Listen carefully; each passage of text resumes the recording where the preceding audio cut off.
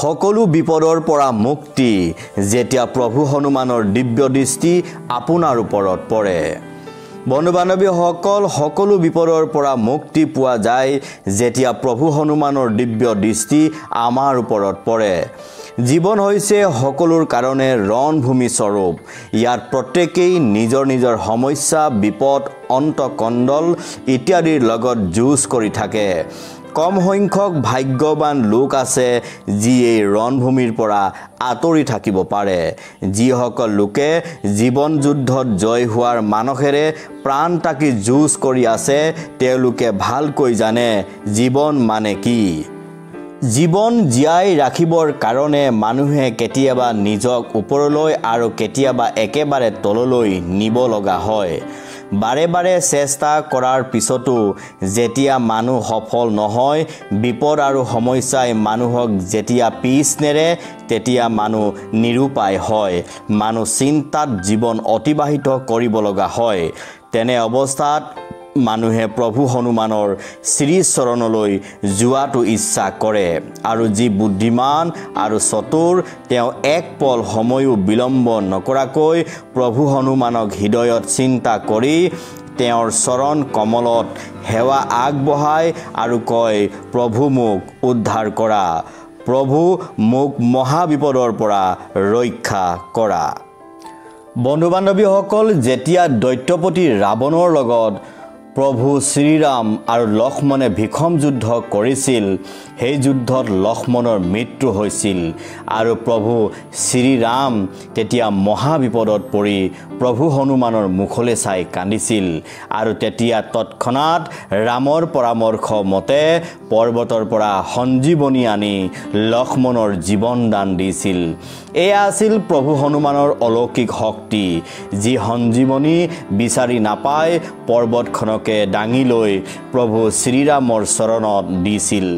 এয়া আছিল প্ৰভু হনুমানৰ আচৰিত আৰু দিব্য শক্তি, যি শক্তিৰ প্ৰভাৱত সমস্ত ব্ৰহ্মাণ্ডৰ কঁপি উঠিছিল আৰু দেৱগণে তেওঁক জয় জয়কাৰ কৰিছিল। এনে এজন সংকটমোচন বিপদ বিনাশীৰ নাম, যি একান্ত মনে হৃদয়ত স্মৰণ কৰি থাকে, সময়ে মনে তেওঁৰ গুণানুকীৰ্তন শ্ৰৱণ কৰি থাকে, তেওঁৰ সৰ্ব বিপদৰ পৰা মুক্ত হয়। যি ভক্তই সংকটমোচন প্ৰভু হনুমানক একান্ত মনে চিন্তা কৰে, তেওঁৰ জীৱনলৈ একো বিপদ নাহে। সেইকাৰণে ভক্তসকলে প্ৰভু হনুমানক জীৱনৰ একমাত্ৰ ইষ্টদেৱ বুলি ধৰি নিৰন্তৰ তেওঁক চিন্তা ভাৱনা কৰি থাকে।